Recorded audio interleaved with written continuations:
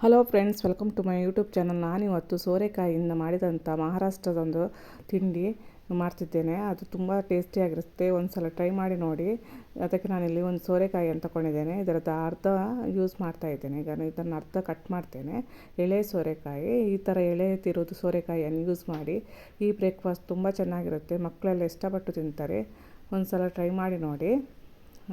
ಇದು ಮಹಾರಾಷ್ಟ್ರದಲ್ಲಿ ತುಂಬ ಫೇಮಸ್ ಇದು. ಹೀಗೆ ಸೋರೆಕಾಯಿಯನ್ನು ತಗೊಂಡ್ಬಿಟ್ಟು ಅದರದ್ದು ಸಿಪ್ಪೆಲ್ಲ ತೆಗಿಬೇಕು. ಸಿಪ್ಪೆ ತೆಗೆದಾದ್ಮೇಲೆ ಇದನ್ನೀಗ ನಾವು ತುರಿಬೇಕು. ಇದನ್ನು ಈಗ ತುರಿತಾ ಇದ್ದೇನೆ ನಾನು.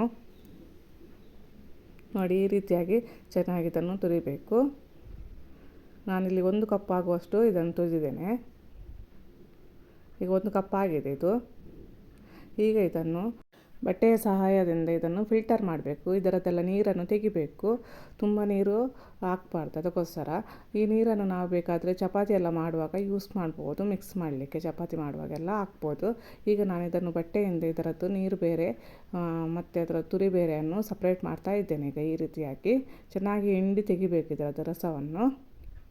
ನಾನೀಗ ಎಲ್ಲ ರಸವನ್ನು ಈ ರೀತಿಯಾಗಿ ಹಿಂಡಿ ತೆಗಿತಾ ಇದ್ದೇನೆ. ನೋಡಿ, ಇಷ್ಟು ರಸ ಸಿಕ್ಕಿದೆ. ಈಗ ಇದನ್ನು ಸಪ್ರೇಟ್ ಮಾಡಿ ತೆಗಿತಾ ಇದ್ದೇನೆ. ನೋಡಿ,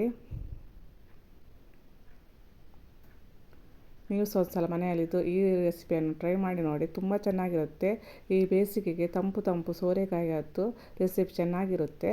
ಈ ರೀತಿಯಾಗಿ ಇರುತ್ತೆ, ಬಿಡಿ ಬಿಡಿಯಾಗಿರುತ್ತೆ. ನೋಡಿ, ನೀರೆಲ್ಲ ತೆಗೆದಾದ್ಮೇಲೆ ಇದನ್ನೀಗ ನಾನು ಅಳತೆ ಮಾಡ್ತಾ ಇದ್ದೇನೆ. ಎಷ್ಟಿದೆ ಅಂತ ನೋಡ್ತಾ ಇದ್ದೇನೆ. ನಮಗೆ 1 ಕಪ್ಪಿನಷ್ಟು ಸಿಕ್ಕಿದ್ರೆ ಸಾಕಾಗುತ್ತೆ. ಈಗ ಇದು 1 ಕಪ್ಪಿನಷ್ಟು ಇದೆ. ಇದನ್ನೊಂದು ಪಾತ್ರೆಗೆ ಹಾಕ್ತಾ ಇದ್ದೇನೆ ನಾನೀಗ.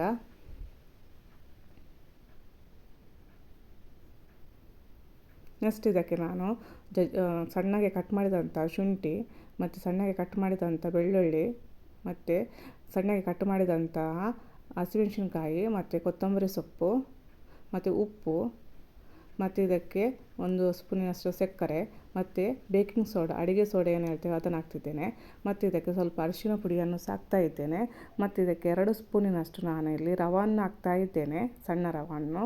ಮತ್ತು ಇದಕ್ಕೆ 2 ಸ್ಪೂನಿನಷ್ಟು ನಾನಿಲ್ಲಿ ಕಡಲೆ ಹಿಟ್ಟನ್ನು ಹಾಕ್ತಾ ಇದ್ದೇನೆ. ಮತ್ತು ನಾನಿಲ್ಲಿ ಅರ್ಧ ಕಪ್ಪಿನಷ್ಟು ಗೋಧಿ ಹಿಟ್ಟನ್ನು ತಗೊಂಡಿದ್ದೇನೆ. ಇದರಲ್ಲಿ ನಾನು ಸ್ವಲ್ಪ ಇರಿಸ್ಕೊಂಡಿದ್ದೇನೆ. ನೋಡಿ, ಇಷ್ಟು. ಇದನ್ನೀಗ ಚೆನ್ನಾಗಿ ಮಿಕ್ಸ್ ಮಾಡಬೇಕು. ಬೇಕಿದ್ದರೆ ಅದು ಗೋಧಿ ಹಿಟ್ಟನ್ನು ಮತ್ತೆ ಇನ್ನೊಂದು ಸಲ ಮಿಕ್ಸ್ ಮಾಡ್ಬೋದು ನೀರಾಗಿದ್ದರೆ. ನನಗೆ ಇಲ್ಲಿ ಅಷ್ಟೇ ಗೋಧಿ ಹಿಟ್ಟು ಸಾಕಾಗಿದೆ. ಈಗ ಇದನ್ನು ಚೆನ್ನಾಗಿ ಮಿಕ್ಸ್ ಮಾಡಿಬಿಟ್ಟು ಹೀಗೆ ಉಂಡೆ ಥರ ಮಾಡಬೇಕು. ಹೀಗೆ ಇದನ್ನು ಒಂದು ಕೈಗೆ ಎಣ್ಣೆ ಹಾಕಿಬಿಟ್ಟು ಇದನ್ನು ಓವಲ್ ಶೇಪಲ್ಲಿ ಮಾಡಬೇಕು. ನೋಡಿ, ನಾನೀಗ ಈ ರೀತಿಯಾಗಿ ಓವಲ್ ಶೇಪಲ್ಲಿ ಇದನ್ನು ಮಾಡ್ತಾ ಇದ್ದೇನೆ.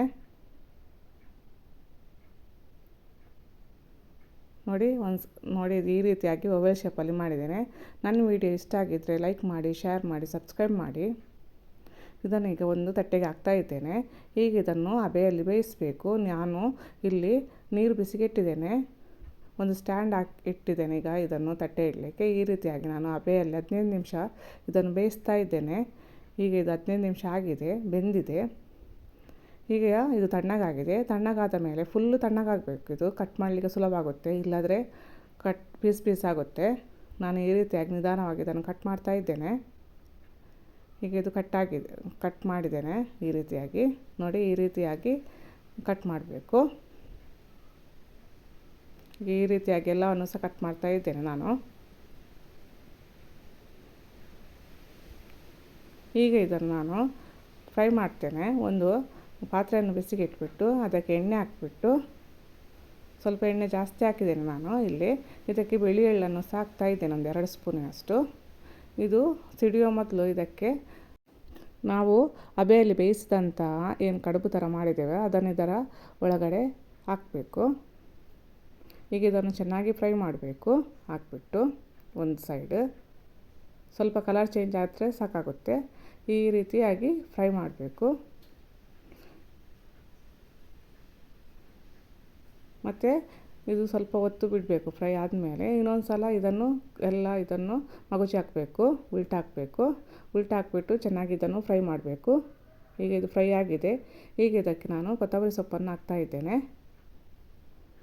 ಒಂದು ಸಲ ಇದನ್ನು ಕೊತ್ತಂಬರಿ ಸೊಪ್ಪು ಹಾಕಿಬಿಟ್ಟು ಸ್ವಲ್ಪ ನಿಧಾನವಾಗಿ ಮಿಕ್ಸ್ ಮಾಡಬೇಕು. ಈಗ ನಾನು ಸ್ಟವ್ ಆಫ್ ಮಾಡಿದ್ದೇನೆ. ಈಗ ಇದು ರೆಡಿಯಾಗಿದೆ. ಒಂದು ಸಲ ಟ್ರೈ ಮಾಡಿ ನೋಡಿ, ಚೆನ್ನಾಗಿರುತ್ತೆ. ಸ್ನ್ಯಾಕ್ಸಿಗೆ, ಬ್ರೇಕ್ಫಾಸ್ಟಿಗೆ ಮಾಡಿಕೊಡ್ಬೋದು. ನೋಡಿ ಎಷ್ಟು ಚೆನ್ನಾಗಿ ಬಂದಿದೆ ನೋಡಿ. ತುಂಬ ಹೆಲ್ದಿ ಕೂಡ, ಹೆಲ್ದಿ ಬ್ರೇಕ್ಫಾಸ್ಟ್. Thank you.